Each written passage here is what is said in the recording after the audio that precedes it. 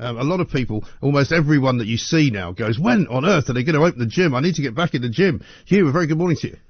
Morning, Mike. How are you? Yeah, very well indeed. Thanks very much for talking to us. A lot of people say it's a bit unfair on the owners of gyms and a bit unfair on members of gyms because everything else seems to be opening up. Beaches are open, parks are open, pubs are going to be open, restaurants are going to be open. Why can't we open the gyms?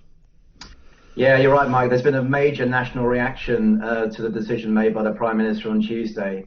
Hundreds of thousands of people have signed a petition to reopen gyms and leisure centres. There's 10 million members of gyms and leisure centres across the whole UK who are showing their frustration. Where we are right now is we've given clear guidance with the government, and Tanni Grey-Thompson, who's the chair of ukactive, wrote to the Prime Minister yesterday saying, look, there is a really clear way out of this, is four things really. Provide the guidance and the rationale behind why we weren't announced on Tuesday. Provide direct engagement with the Chief Medical Officer's team to work through those outstanding questions. Visit the live sites, which we set up across the whole country, and then provide a clear timetable for reopening, which will give greater reassurance to the sector, because at the moment there is limited hope in the process and limited faith in the process right now. Right. I mean, are you concerned about the sort of the science behind it, as it were? Because presumably one of the things we're told is that, in an indoor arena, obviously it's going to be much easier to infect other people, particularly where, there's going to be a lot of moisture in the air. Swimming pools particularly might be dangerous places for some. But I mean, the thing is, for me, it seems as though eventually all of these things are sort of sorted out, and it's taking longer perhaps for gyms than it should. Yeah, it's a really good question, Mike. I mean, in terms of the process of sorting out, firstly, I mean, we put guidance and detailed health and safety guidance to the government 7 weeks ago on the 7th of May. But you raised some really interesting points around risk.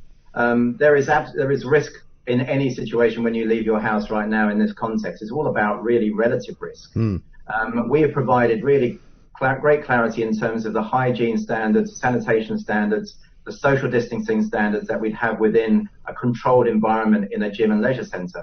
And whilst we all recognise, the popularity of getting back to pubs and bars and restaurants, the relative risk in that environment, where close proximity will be much higher, is higher in the context of COVID-19. So, the debate around the health situation is actually one we need to maybe park and think about. This has not been a decision made on the health, the comparable health risk. The relative risk of going to a gym and leisure centre will be lower than going to a pub and restaurant. Yes. The decision is made around economics, recognise that, but now we need to get this sector open as quickly as possible, because not only for economic reasons, 2,800 facilities on the risk here, 100,000 jobs, but also for the health of the nation, because firstly and foremost, as you'd appreciate, Mike, this is a health crisis, and we need to address it with health solutions. Well, exactly. And an awful lot of people are telling me that they put a load of weight on during the lockdown because all they did was eat and drink, and they can't actually do any proper exercise, although there have been a lot of people outside exercising, I suppose. But is there a fear as well that from the government side of things that you won't be able to control the numbers well enough? Well, we've got a working track and trace system, Mike, through the membership schemes that all our members operate. So we're able to monitor who comes in and out of facilities in a very sophisticated way. And we would offer that track and trace service to the government to utilise as part of their overarching plan. We'll be able to control timings, control exercise classes. Swimming pool classes will be controlled, widening of lanes, and actually chlorinated water, is what has been shown, and that the evidence is there to show that combats COVID-19. So the relative risk of being in a gym and leisure centre will be much lower than it will be in a bar and restaurant. Yeah. And we're very keen to show the government our sites and to address their outstanding questions and then move on and get the sector open again. Yes, indeed. So what have you got in terms of a timetable sort of in your head as an organisation? What would you like to see? Well, the government tweeted very quickly after the Prime Minister's statement around mid-July. And I think the most important thing now is to set out a more detailed roadmap in terms of what that looks like. So providing that face-to-face engagement with the Chief Medical Officer's teams, getting the CMO's team out to see our facilities and the variety of different facilities our members have at ukactive, and then providing a really clear timetable for reopening.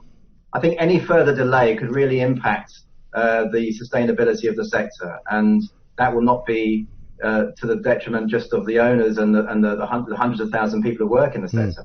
it'll be a major public health impact as well. Right. And are you at all worried that some people, and I've spoken to some people who have said this to me, that, why would I pay a gym membership now? For the last 3 months I've been working out at home, or I've been running down by the river, or, I've been using the local park. Do you worry that there's a few people who might not come back?